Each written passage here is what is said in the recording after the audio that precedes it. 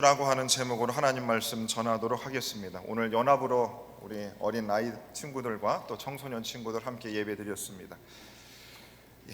주님의 이름으로 오늘 성탄절 축하 예배에 나오신 여러분들을 진심으로 환영합니다. 어저께 제가 큰 소식이라는 제목으로 주일 설교를 했습니다. 맞습니다. 예수님이 태어나신 오늘 이 성탄절은 인류 역사상 가장 큰 소식이 됩니다. 가장 큰 소식이 됩니다. 가장 큰 기쁨의 소식이 됩니다. 그래서 어저께 매스컴이나 오늘 매스컴을 보면 우리 예수님이 나신 것을 전 세계적으로 다 광고를 해줬습니다. 광고비를 주지도 않았는데 스스로들 광고를 다 해줬습니다. 정말 우리 예수님이 오심이 큰 소식이 맞습니다.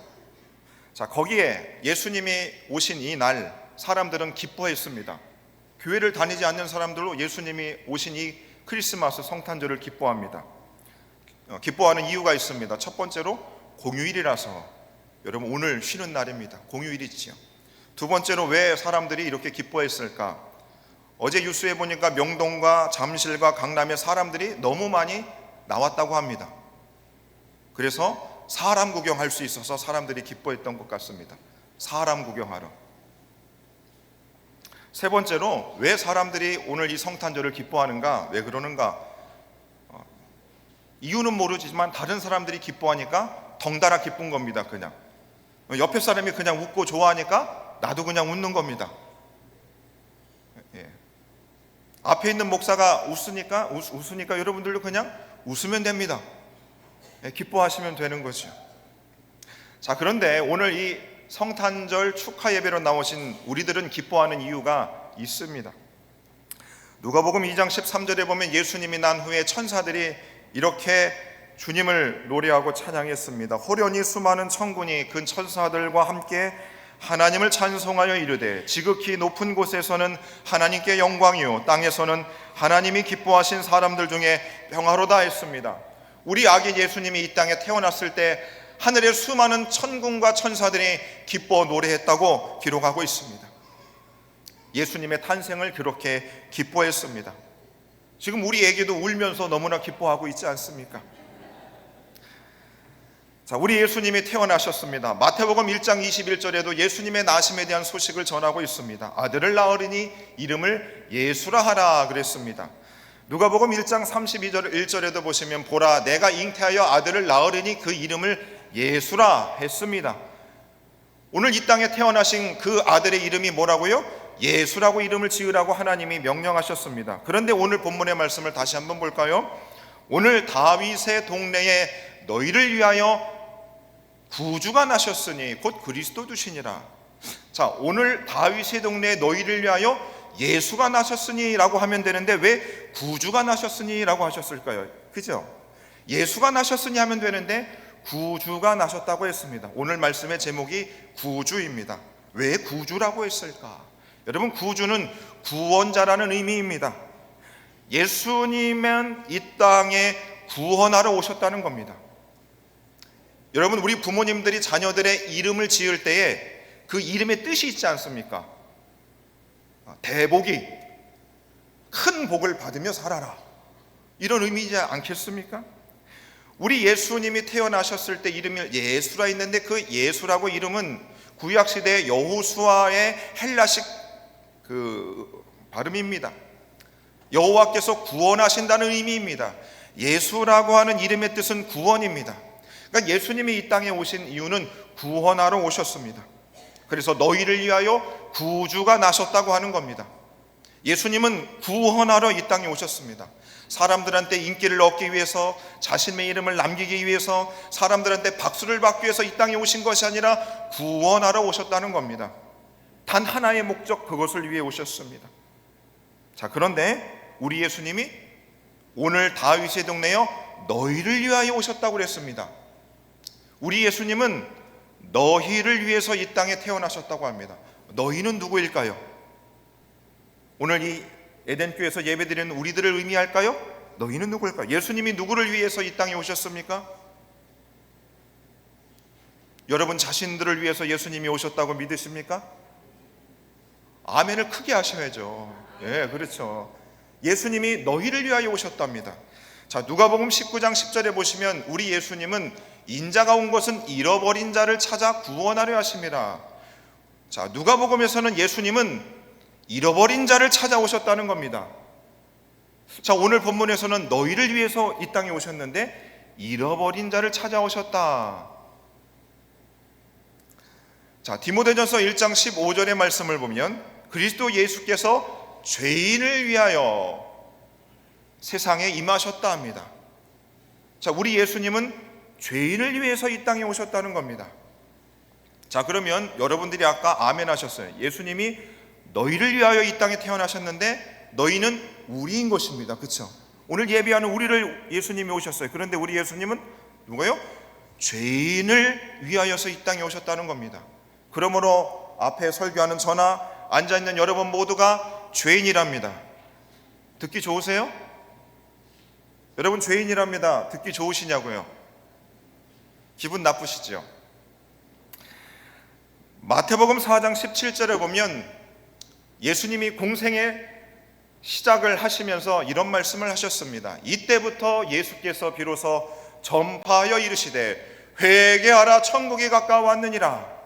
우리 예수님이 이제 하나님의 사명을 받아 본격적으로 공생의 사역을 시작하시면서 회개하라 그 말씀을 먼저 시작하셨습니다. 축복한다 이 말씀을 하지 않았습니다. 천국이 너희에게 있다 이런 말씀하지 않았습니다. 회개하라 했습니다. 무슨 말입니까? 너희는 죄인이다 이 말씀을 하신 겁니다. 여러분들이 지금 멋지고 아름답게 성가되는 지금 모자까지 썼지만 아름다운 모습으로 앉아있지만 너희들은 죄인이다 오늘 하나님이 우리에게 말씀하고 있는 것입니다. 왜? 우리 예수님은 죄인을 위하여 이 땅에 오셨다고 말씀하고 있습니다. 여러분, 지나가는 사람한테 당신 잘못했어, 당신 죄인이야 라고 말하면 사람들이 싫어합니다. 기분 나빠합니다. 우리 예수님이 회개하라 라고 만방에 그 소식을 전했을 때 사람들은 예수님을 싫어했습니다. 무시했습니다. 예수님을 저주했습니다. 핍박을 가했습니다.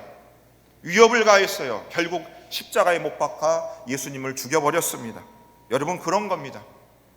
당신 죄인이야 라고 하면 사람들은 싫어합니다. 무시합니다. 침을 뱉습니다. 배척을 하죠. 그래서 이사야 53장 3절에 보시면 이렇게 말씀합니다. 그는 멸시를 받아 사람들에게 버림을 받았고 간고를 많이 겪었고 질고를 하는 자라 마치 사람들이 그에게 얼굴을 가리는 것 같이 멸시를 당했다. 맞습니다. 예수님은 세상 모든 사람들을 향해서 죄인들아 회개하라 라고 말씀을 하니까 사람들은 예수님을 싫어했습니다. 미워했습니다. 핍박을 가했습니다. 자, 그런 자들에게 예수님은 아무런 상관이 없는 거죠. 나는 죄인이 아니라고 생각하는 사람들에게 예수님은 내 인생과 아무런 관련이 없는 자들인 것입니다. 예수님이 태어나시고 예수님이 고난당하시고 예수님이 죽으신 것이 나에게는 아무런 기쁨의 이유가 될 수 없는 것입니다. 왜요? 나는 죄인이 아니니까. 예수님은 죄인을 위하여 오셨습니다. 내가 의인이라고 생각하는 사람들에게 예수님은 아무런 관련이 없는 사람인 것입니다. 그래서 그렇게 나는 의인이라고 생각하는 사람, 나는 잘못한 것이 없이 이 땅을 살아간 사람들은 마지막 날에 마지막 날 예수님 앞에 섰을 때에 그들을 향해서 우리 예수님도 그러는 겁니다. 나도 너랑 아무런 상관이 없다.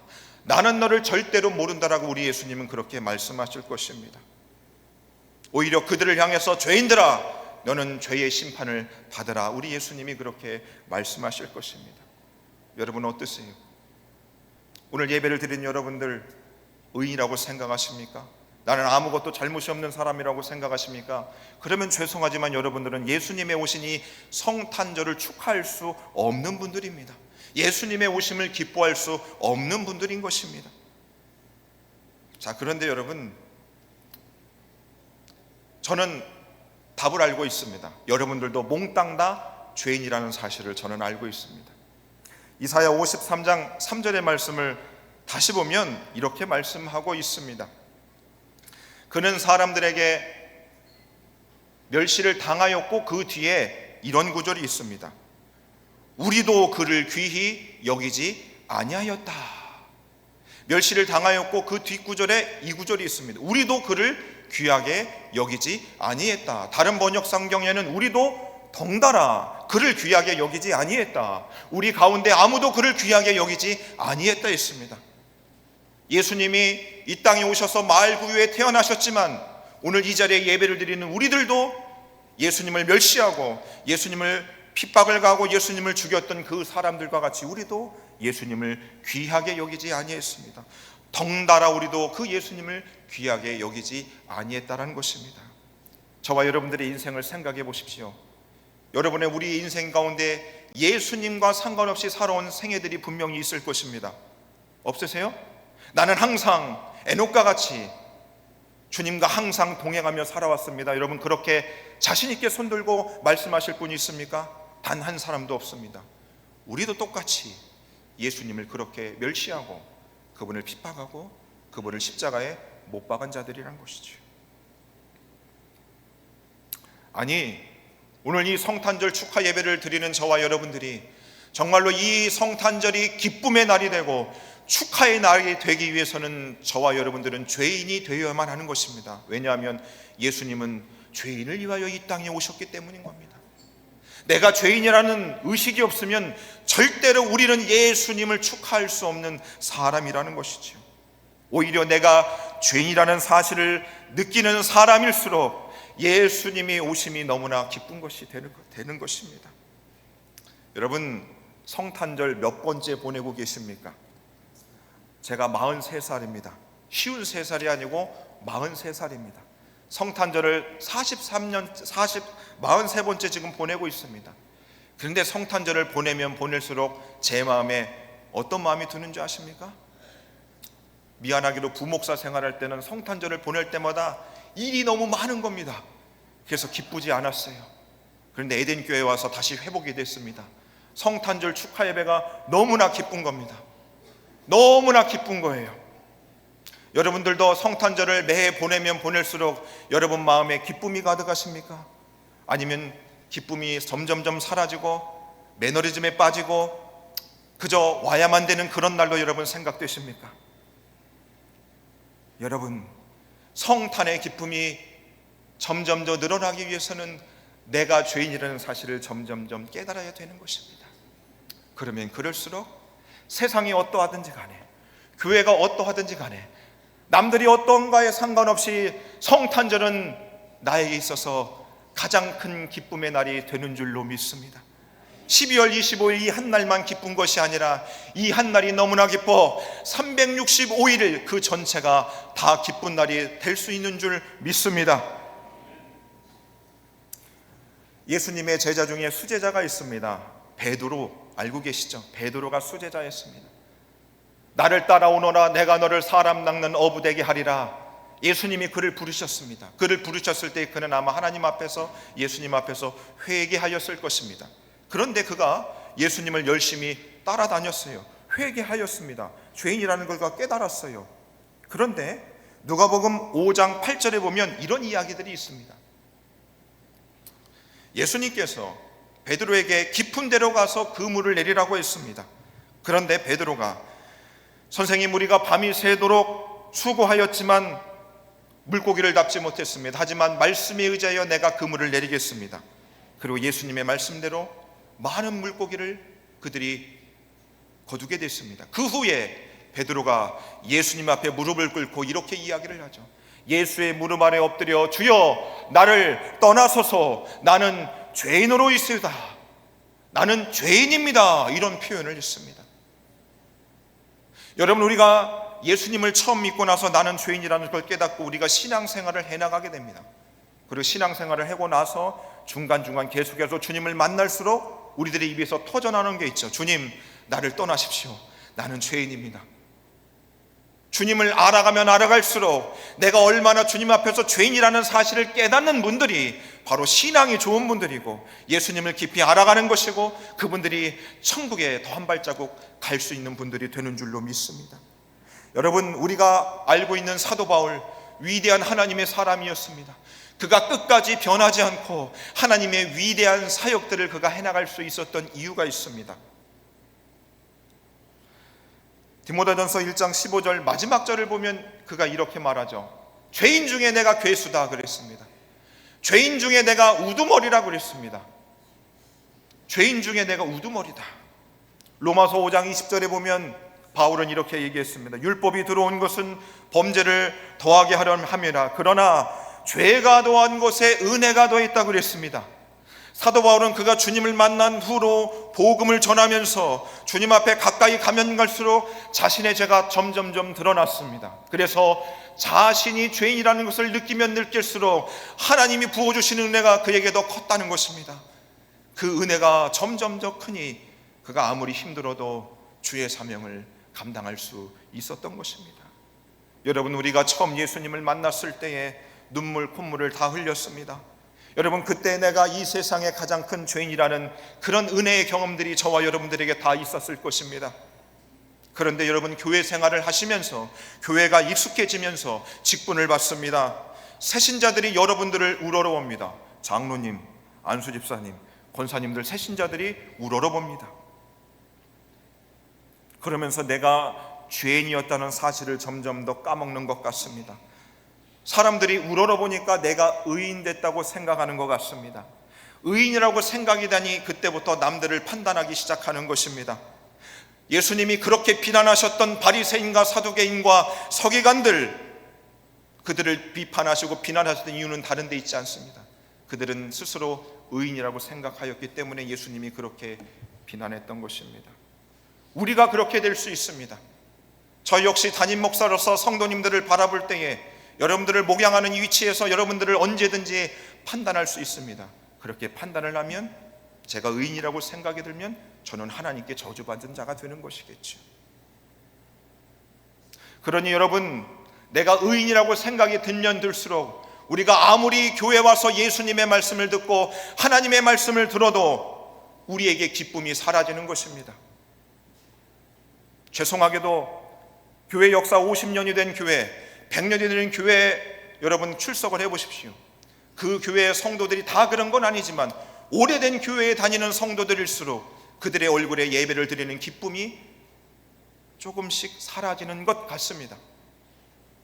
그래서 그 큰 오래된 교회들을 사람들이 싫어서 전문 목사님, 개척교회, 성도들이 기쁨이 있고 활력이 있는 그런 교회를 가는 것 같습니다. 그런데 그런 작은 교회 가도 또 봉사시키고 하는 게 너무나 많고 주차하기 불편하니까 다시 또 큰 교회로 성도들이 옮겨답니다. 여러분, 교회를 많이 갈아타지 마세요. 유익될 게 아무도 없습니다. 여러분, 내가 의인 됐다고 생각하는 사람들, 내가 죄인이라는 사실을 점점 더 잃어버릴수록 우리들은 예수님과 점점 상관없는 인생을 살아갈 수밖에 없습니다. 여러분들이 성경을 본들, 큐티를 한들, 기도를 한들, 직분을 얻는 여러분 안에서 기쁨은 사라질 겁니다. 100% 기쁨은 사라집니다. 왜냐하면 예수님은 죄인을 위하여 오셨고, 죄인에게 관심이 있으셨고, 죄인을 위하여 말씀하셨고, 죄인을 위하여 사랑을 베푸셨고, 죄인들을 위하여 목숨을 바치셨고, 죄인들을 위하여 그분의 인생을 사셨기 때문인 것입니다. 그러므로 내가 의인을 부르러 온 것이 아니요 죄인을 부르러 왔다고 우리 예수님 그렇게 말씀하셨습니다. 내가 의인이라고 생각하는 사람일수록 예수님은 여러분의 마음으로부터 점점점 멀리 떨어져 가실 것입니다. 예수님과 점점 아무런 상관없는 인생을 여러분들은 살아갈 것입니다. 사랑하는 여러분, 오늘 다윗의 동네에 죄인들을 위하여 구주가 나셨습니다.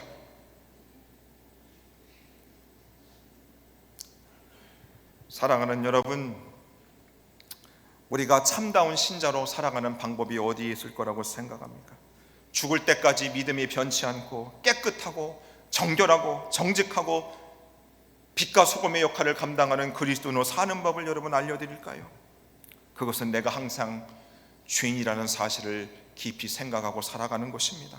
나는 의인이 아니라 예수 그리스도의 십자가의 의의 옷을 덧입은 용서받은 죄인이라는 사실을 기억해야 되는 것입니다. 용서받은 죄인인 것입니다. 의인이 아니라 의인이라 칭함받은 죄인이라는 것입니다. 예수님이 아니면 우리는 죄인이라는 것입니다. 죄인이라는 사실을 깨닫는 사람들은 고개를 들지 않습니다. 남을 판단하지 않습니다. 내 옳다라고 말하지 않습니다. 어디서든지 목소리를 줄입니다. 고개를 숙입니다.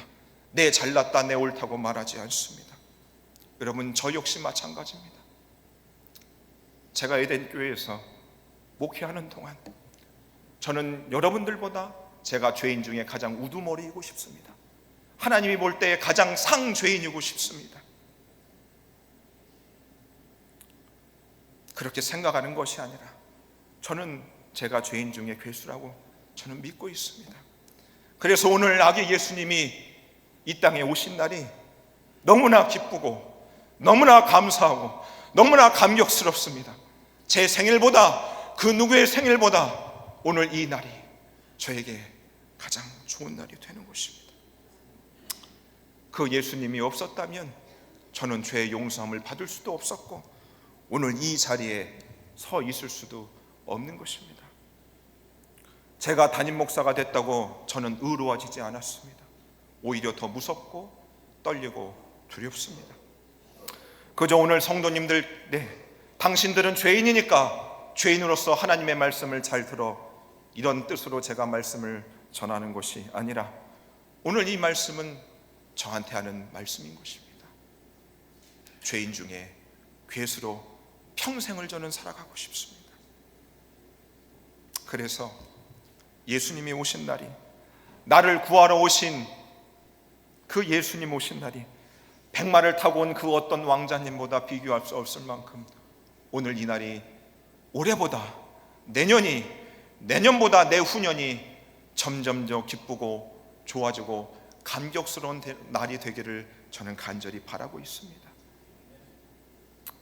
그래서 내 평생에 영원토록 사랑하고 사랑할 그 이름, 죄인을 구하러 오신 예수님, 내 구주 예수님, 그 예수님 앞에 나의 삶을 드리고 나의 모든 인생을 드리고 나의 힘과 열정을 다 바쳐드릴 수 있는 그런 은혜를 보답하며 살아갈 수 있는 제가 되길 원하고, 또 오늘 말씀을 듣는 우리 모든 에덴의 성도님들께서 스스로 죄인임을 깊이 깨닫고 인정하고 오늘 죄인을 찾아 이 땅에 오신 그 예수님의 성탄절을 이 땅의 지구상의 그 어떤 사람들보다 더 기뻐할 수 있는 모든 성도님들 되시기를 예수님 이름으로 간절히 축원해 드립니다. 함께 우리